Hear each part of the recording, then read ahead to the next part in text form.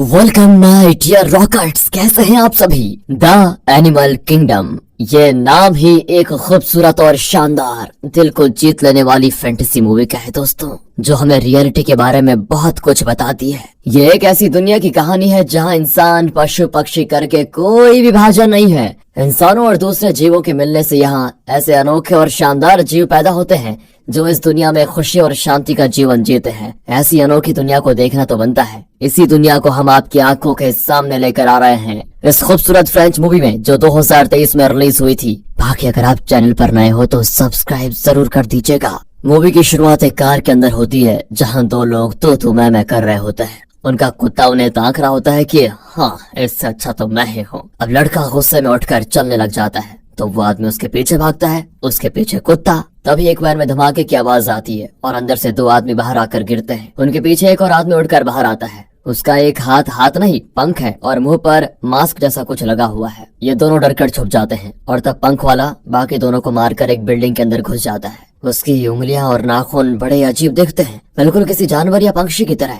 अब ये दोनों जैसे तैसे करके कार में हॉस्पिटल पहुंचते हैं। दरअसल ये दोनों बाप बेटा हैं। बाप का नाम फ्रैंकोइस और बेटे का एमिल होता है। हॉस्पिटल में एक लड़की बैठती है जिसका मुंह एक बर्ड की तरह है। डॉक्टर इन्हें बताती है कि पिछले कुछ हफ्तों से आपकी वाइफ को दौरा नहीं पड़ा है और ये बहुत ही अच्छी बात है, पर उसका हॉस्पिटल में रहना ज्यादा अच्छा है क्योंकि आप घर पर मैनेज नहीं कर पाएंगे ना, इसीलिए। अब फ्रैंकोइस भी उसको ताना मारते हुए कहता है कि अरे हम तो अच्छे से मैनेज कर रहे थे, लेकिन आप ही लोग हैं जो उसको जबरदस्ती यहाँ पर लेकर आ गए। देखिए ये सरकार का ऑर्डर है तो हम क्या कर सकते हैं इसमें। वैसे नॉर्थ में हॉस्पिटल का एक नया ब्रांच खुला है, अगर आपको वहाँ पर ज्यादा सुविधा लगे तो आप वहाँ शिफ्ट कर सकते हैं। फिर फ्रैंकोइस अपनी वाइफ के कमरे में जाता है। जब वो बाहर आता है तो एमिल से कहता है, बेटा क्या तुम अपनी माँ से बात नहीं करना चाहते। वो भी कहता है कि मैं क्या बात करूँ, करूंगा भी तो उनकी समझ में तो आने से रहा। बेटा वो तुम्हारी माँ है, तुम्हारी बात समझने की उसे जरूरत नहीं है, सिर्फ तुम्हें देख ले बस वो खुश हो जाएगी, और यही तो हमें चाहिए। अंदर उसकी माँ पेट दिखाकर बैठी होती है और लगता है उसके चेहरे पे घने बाल हैं। वो मुड़ती है तो पता चलता है कि उसका चेहरा इंसानों जैसा नहीं, किसी एनिमल की तरह दिखता है। और यहाँ पर फ्रेंच लैंग्वेज में मूवी का टाइटल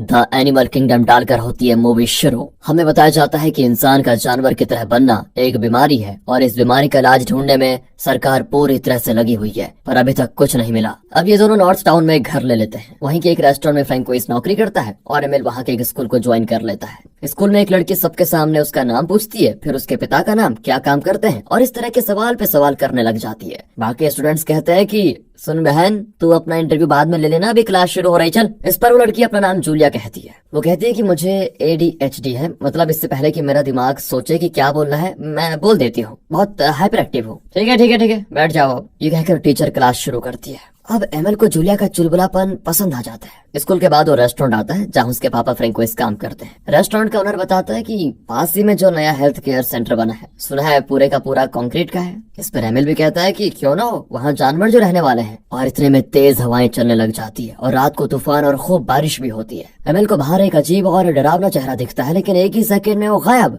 वो इसको अपना वहम समझ लेता है और सोचता है ऐसा तो होता रहता है। सुबह उस एरिया के कई पेड़ गिरे होते हैं। तब फ्रैंकोइस को कॉल आता है और दोनों तुरंत निकल जाते हैं। रास्ते में हर तरफ पेड़ गिरे होते हैं और कई गाड़ियां उल्टी पड़ी होती हैं। फ्रैंकोइस घबरा कर एक जगह पर पहुंचता है और पुलिस वाले उसे आगे जाने से रोक देते हैं। पानी में देखते हैं तो एक बहुत बड़ी वैन गिरी पड़ी होती है जिसको वो उठा रहे हैं। उसमें एक बड़ा छेद होता है। फ्रैंकोइस पूछता है, मेरी वाइफ मेलिंडा को क्या हुआ है। फिर वो लोग अपनी लिस्ट चेक करके बताते हैं कि जिन लोगों की लाशें मिली है उनमें ये नाम तो नहीं है। दरअसल कल रात फ्रैंकोइस की वाइफ मेलिंडा और दूसरे पेशेंट्स को नए सेंटर में शिफ्ट कर दिया जा रहा था और उसी वक्त आंधी और बारिश शुरू हो गई और ये वैन पानी में गिर गई, इसलिए फ्रैंकोइस को यहाँ पर बुलाया गया होता है। अब फ्रैंकोइस पूरे जंगल में अपने और एमिल के ड्रेसेस को यहाँ वहाँ लटका देता है ताकि अगर मेलिंडा बचकर जंगल के अंदर गई थी तो इनके कपड़ों को स्मेल करके वो इनके पास आ जाएगी। दरअसल मेलिंडा की गंध पहचानने की शक्ति बहुत तेज है। अब एमिल स्कूल जाता है तो वहाँ स्टूडेंट्स कहते हैं कि कल रात के तूफान और बारिश के बाद करोड़ों का नुकसान हो गया है और इसे नेशनल डिजास्टर अनाउंस कर दिया गया है। और सुना है कि पास ही के गांव में एनिमल ह्यूमन को भी देखा गया था। और अब एनिमल ह्यूमन के बारे में सुनकर एमिल तो टेंशन में सामान गिरा देता है। जूलिया पूछती, बेटा तुम इतने टेंस्ड क्यों लग रहे हो। एमिल कोई जवाब नहीं दे पाता। फिर पीटी पीरियड होता है तो वहाँ पर टग ऑफ वॉर चल रही होती है। तो वो हारती हुई टीम के साइड में जाकर रस्सी को धीरे से खींचता है तो ऑपोजिट टीम पूरी तरह से आगे गिर जाती है। और यहाँ पता चलता है कि एमिल के अंदर बहुत ज्यादा ताकत है, पर वो दिखाना नहीं चाहता। एक लड़का उसे फ्राइडे पार्टी के लिए बुलाता है, पर एमिल मना करके अपना हाथ दिखाते हुए तेजी से घर की ओर भाग जाता है। उसकी उंगली में थोड़ा चोट आ गई थी और नाखून के बीच कुछ फंसा होता है। वो किसी चीज से उसको पकड़कर खींचता है तो खून पिचकारी की तरह निकलता है। फिर वो शर्ट उठाकर आईने में देखता है, ओह तो ऐसा लगता है जैसे रीढ़ की हड्डी बाहर निकल रही हो। वो डर जाता है कि कहीं मैं भी एनिमल तो नहीं बन रहा। फिर वो टेंशन में साबुन से घिस घिस कर साफ करने लगता है, पर ये गंदगी थोड़ी ना है जो साबुन से निकल जाएगी। फ्रैंको इस सुपरमार्केट में एक पुलिस ऑफिसर को देखता है जो बताती है कि आपकी वाइफ का अभी तक कुछ पता नहीं चला और जो लोग हमें जिंदा मिले थे उनकी हम अच्छे से देखभाल कर रहे हैं। इसी बीच किसी के चीखने की आवाज आती है। एक आदमी डरते हुए कहता है, मैंने एक अजीब इंसान को देखा। अब एमएल मिड सेक्शन में जाकर देखता है कि कहीं मेलिंडा यहाँ तो नहीं आ गई, पर वहाँ पर एक छोटा लड़का बैठा होता है जो देखने में इंसान और ऑक्टोपस का कॉम्बिनेशन लगता है। इन्हें देखकर वो बचकर भागता है और हाथ आई कई और चीजों को उठाकर पुलिस ऑफिसर पर फेंक देता है, पर वो भी किसी तरह उस लड़के को पकड़ ही लेती है। फ्रैंको इस रैक के नीचे देखता है तो वहाँ पर एक छोटी लड़की होती है जो बर्ड जैसी दिखती है। इतने में पुलिस वाले उसको पकड़ कर लेकर जाते हैं। फिर पुलिस ऑफिसर फ्रैंकोइस को अपना नाम अना बताती है। वो फ्रैंकोइस को देखकर हैरान रह जाती है कि इतना सारा सामान आप किस लिए खरीद रहे हो। फ्रैंकोइस झूठ कहता है कि कुछ नहीं, मैं कैंपिंग करने जा रहा हूँ इसीलिए ये सब ले रहा हूँ। पर असल में वो ये सब कुछ खरीद रहा था ताकि अगर उसकी वाइफ उसे मिल जाए तो उसे इनकी जरूरत पड़ेगी। वो घर आता है तो बहुत ही गंदी बू आ रही होती है। वो एमएल से पूछता है तो वो तो बेड से उठने का नाम ही नहीं लेता। तभी जूलिया उसको मैसेज करती है कि फ्राइडे पार्टी में तुम जरूर आ जाना। अब फ्रैंकोइस कहता है कि बेटा तुम्हारी माँ जरूर जिंदा होगी, मुझे पता नहीं क्यों लग रहा है। उस एक्सीडेंट में कई लोगों का पता नहीं चला और शायद वो जंगल में छुपे हुए हैं। आज सुपरमार्केट में 2 एनिमल ह्यूमंस को पकड़ा गया। तुम डरो मत, फ्राइडे को हम तुम्हारी माँ को ढूंढने जाएंगे। एमएल कहता है कि पापा फ्राइडे को तो मुझे पार्टी में जाना है। फ्रैंकोइस उसको हंसता हुआ कहता है कि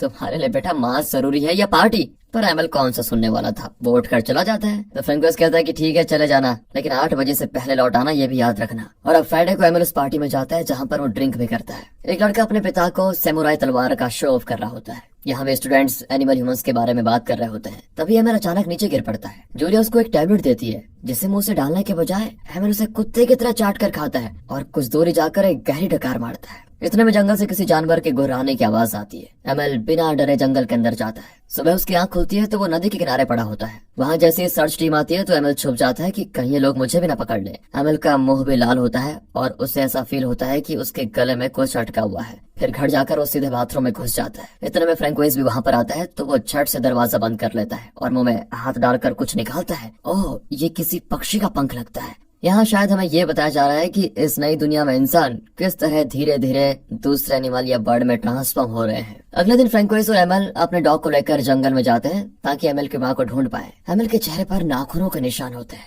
दरअसल हुआ ये था कि जब उसकी माँ मेलिंडा ने उस पर भी हमला करना शुरू कर दिया तब जाकर फ्रैंकोइस ने उसको हॉस्पिटल में एडमिट किया था। अब फ्रैंकोइस मैप में मार्क कर लेता है कि इन जगहों पर हमें तलाश करने जाना है। फिर घर लौटते वक्त भी एमएल अपनी माँ को ही पुकारता रहता है। रात भर ढूंढने के बाद भी वो कहीं नहीं मिलती। दोनों थक हार कर गाड़ी में ही सो जाते हैं। अचानक उनका डॉग भौंकने लगता है और जंगल की ओर भागता है। ये लोग भी उसके पीछे पीछे जाते हैं। डॉग एक बन को सूंघता हुआ यहाँ पर आ गया था। दरअसल एक लड़का जो शायद बंदर में ट्रांसफॉर्म हो रहा है, वो उस बन को फेंक कर पेड़ पर चढ़ रहा था। तभी वो बर्ड जैसा इंसान एमएल पर हमला कर देता है और उसके स्किन पर खरोंच देता है। पर एमएल का खून देखकर शायद उसे पता चल जाता है कि एमएल भी उसी की तरह एक एनिमल है। उसके बाद वो एमएल को कुछ नहीं करता। इतने में फ्रैंकोइस वहाँ आता है तो एमएल को हॉस्पिटल लेकर जाता है। रास्ते में पुलिस का चेक पोस्ट भी पड़ता है, लेकिन एमएल हॉस्पिटल नहीं जाना चाहता क्योंकि हॉस्पिटल में पता चल जाएगा कि वो एनिमल बन रहा है। इतने में आना वहाँ पर आ जाती है और पूछती है कि आपके लड़के को कोई प्रॉब्लम है क्या। फ्रैंकोइस झूठ कहता है कि अरे इसको अभी कुत्ते ने काट दिया और कुछ भी नहीं। आना कहती है कि डॉग बाइट के लिए भी हॉस्पिटल जाना होता है, समझे, चलो हॉस्पिटल। ये कहकर वो गाड़ी में बैठ जाती है। अब एमएल कुछ नहीं कर पाता और उसे हॉस्पिटल जाना ही पड़ता है। वहाँ पर डॉक्टर उसके घाव पर स्टिचेस लगाता है। अब इस सिचुएशन को हैंडल करने के लिए आर्मी बुलाई जाती है, लेकिन अना को सरकार का ये रवैया बिल्कुल ठीक नहीं लगता। वो फ्रैंकोइस से कहती है कि मैं यहाँ से ट्रांसफर लेने की कोशिश कर रही हूँ, अगर आपको कोई मदद चाहिए तो मुझे जरूर बताइएगा। एमएल अब घर आ जाता है और जहाँ पर स्टिच लगे हुए थे उस पट्टी को खोलकर घाव को चाटने लगता है। स्ट्रेंज। वो स्कूल जाता है तो वहाँ लैब में कुछ चूहे रखे होते हैं जो बहुत आवाज कर रहे होते हैं। एमएल जोर से चिल्लाते हैं तो सारे चूहे एकदम चुप हो जाते हैं। एमएल साइकिल भी ठीक से नहीं चला पाता, हालांकि वो साइकिल चलाने में माहिर था। जूलिया से उसकी हालत देखी नहीं जाती और वो साइकिल से उतरने को कहती है उसे, पर एमएल नहीं मानता। जूलिया कहती है मैं तो पैदल जा रही हूँ, मेरे साथ चलो ना। फिर वो मान जाता है। वो एमएल को अपने घर लेकर जाती है और उसके लिए म्यूजिक बजाती है। एमएल उसके फ्रिज में रखा हुआ एक मरा हुआ बर्ड देखकर पूछता है कि इसे यहाँ पर क्यों रखा हुआ है। वो कहती है कि अगर मैं नॉनवेज होती ना तो कब का इसको खा चुकी होती, मगर वेजिटेरियन हूँ ना, अगर तुम नॉनवेज खाते हो तो तुम इसे खा लो।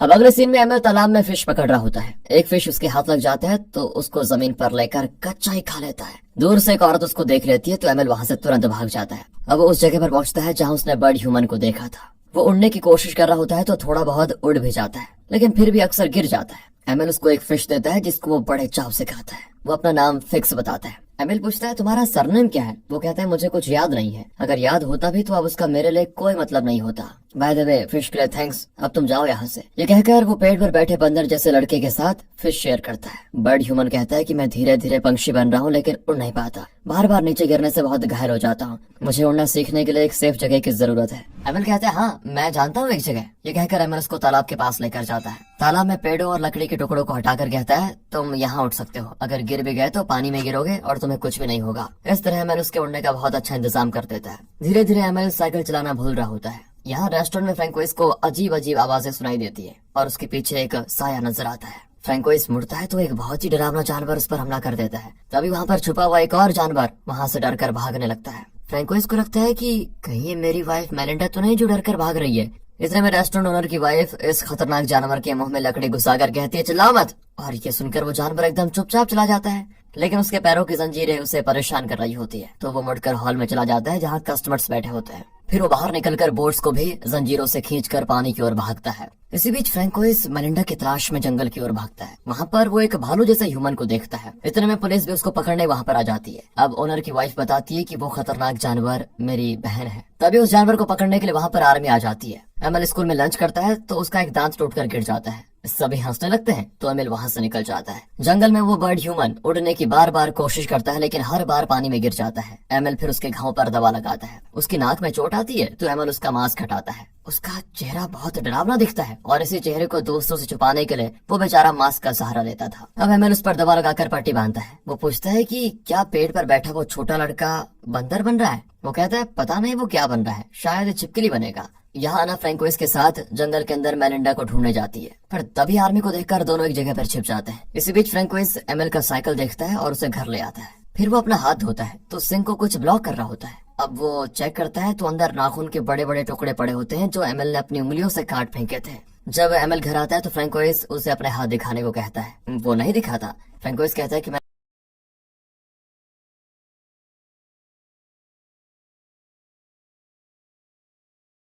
वो रोता है कि पापा प्लीज मुझे छोड़ दो। फ्रैंकोइस उसे अपने सीने से लगा लेता है और कहता है कि बेटा मुझे पता है तुम्हारे साथ क्या हो रहा है, मुझसे कुछ मत छुपाओ, तुम जैसे भी बदलोगे रहोगे तो मेरे बेटे ही, डरो मत। मुझे ये बताओ तुम्हें अपने बॉडी में कैसे चेंजेस फील हो रहे हैं, उसी से पता चलेगा कि तुम किस एनिमल में ट्रांसफॉर्म हो रहे हो। एमिल बताता है कि बहुत दूर की आवाज भी मुझे एकदम साफ सुनाई देती है, बहुत दूर से किसी चीज पर पड़ती हुई खरोंच, पत्थरों के उड़ने की आवाज, बर्ड्स के चहचहाने की आवाज, मुझे सब कुछ एकदम क्लियर सुनाई दे रहा है पापा। फिर फ्रैंकोइस पूछता है क्या तुम्हारे साथी या तुम्हारी गर्लफ्रेंड जानते हैं कि तुम्हें इस तरह के चेंजेस हो रहे हैं? एमिल कहता है कोई नहीं जानता और वो मेरी गर्लफ्रेंड नहीं है पापा। तो फिर अक्सर तुम जंगल में क्यों जाते हो? इसका एमिल कोई जवाब नहीं देता। फ्रैंकोइस उसे समझाता है कि सिर्फ 2 हफ्तों के लिए नॉर्मल ह्यूमन होने की एक्टिंग करो, फिर हम दोनों यहाँ से निकल जाएंगे, वरना पुलिस